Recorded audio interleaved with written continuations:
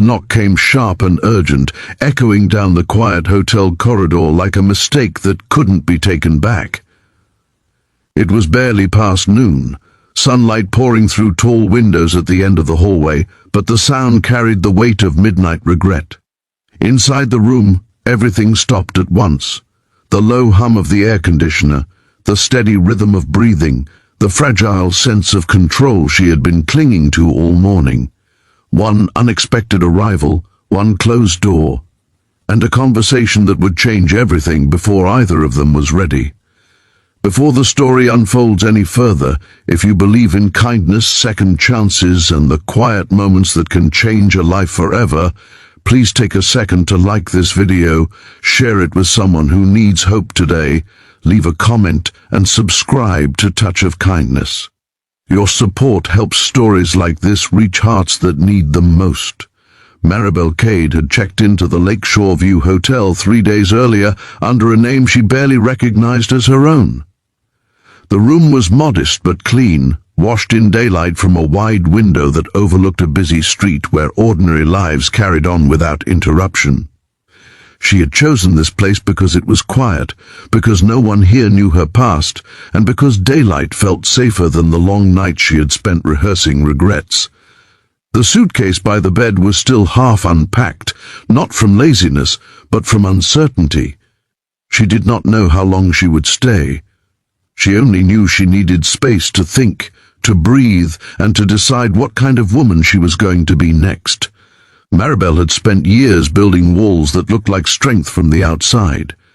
She was known for being reliable, composed, the kind of person people leaned on without ever asking if she needed support herself. What few people knew was how carefully she curated distance, how expertly she avoided conversations that asked too much of her heart. That avoidance had once included a man named Jonah Hale, a single father with tired eyes and a gentleness that unsettled her. Years ago she had walked away from him not because she did not care, but because she cared too much and was afraid of what loving him would cost. Jonah had not planned to come.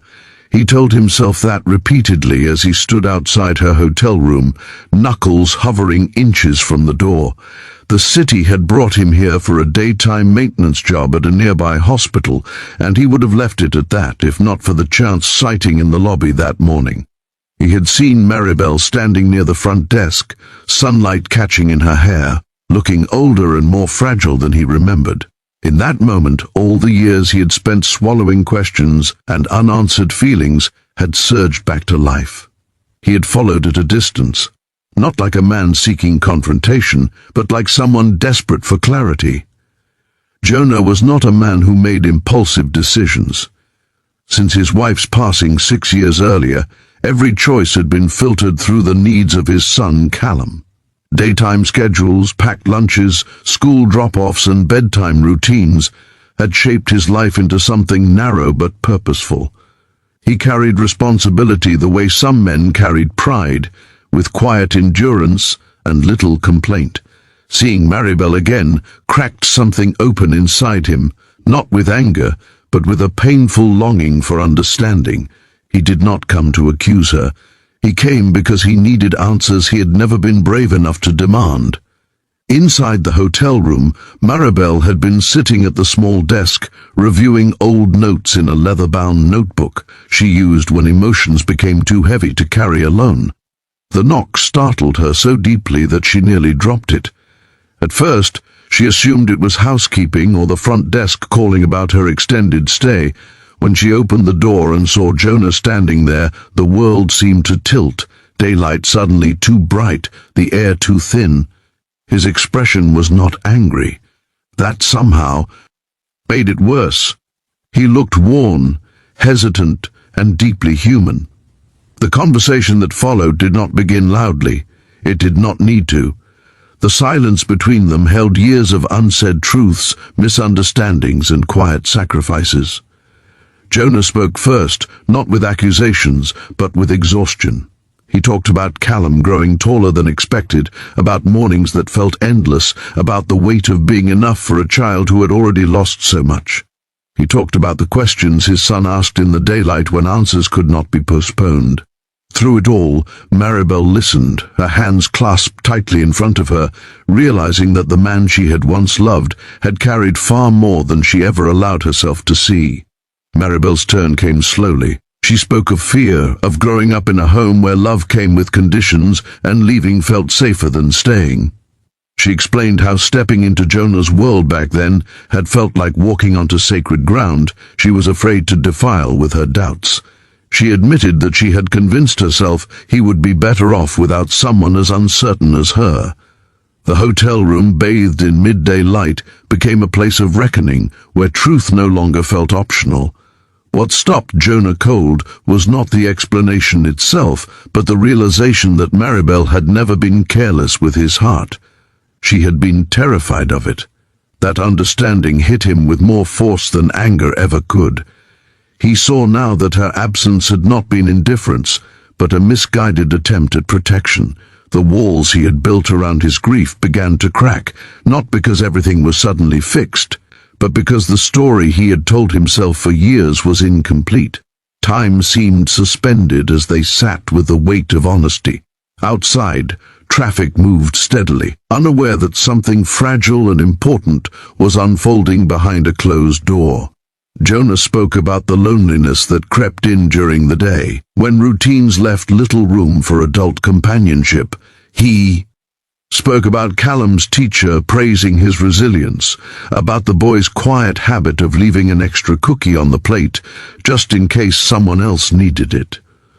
Maribel felt tears well as she imagined the child she had never allowed herself to fully know, realizing that walking away had not spared anyone pain.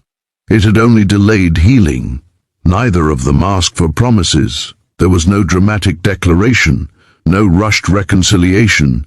Instead, there was something gentler and far more powerful: accountability. Maribel acknowledged that fear had shaped too many of her decisions. Jonah admitted that he had avoided confronting his own vulnerability by burying himself in responsibility.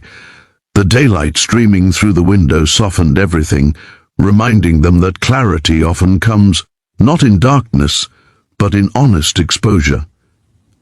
As the conversation wound down, Jonah stood to leave, not because everything had been resolved, but because something essential had been understood. He did not ask Maribel to come back into his life.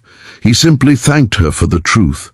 In that gratitude was a quiet invitation, one that respected both their wounds. Maribel watched him go, feeling lighter and heavier all at once, aware that healing was not a single moment, but a series of brave choices. That afternoon, Maribel walked through the city without direction, letting the daylight guide her steps. She passed families, street vendors, and strangers locked in their own private battles. For the first time in years, she did not feel invisible among them. She felt accountable. She returned to her hotel room and finally unpacked her suitcase, a small but significant act that signaled readiness for whatever came next. Jonah returned to his son with a quieter heart. He did not explain the encounter in detail, but he hugged Callum longer than usual, grateful for the reminder that honesty, even when painful, could open doors that grief had kept shut. He knew that whatever happened next with Maribel would need to be rooted in patience and trust, not fear or urgency. Just before this story ends, if this moment of truth, forgiveness, and quiet courage resonated with you, please take a second to comment below and share what part of the story touched you most.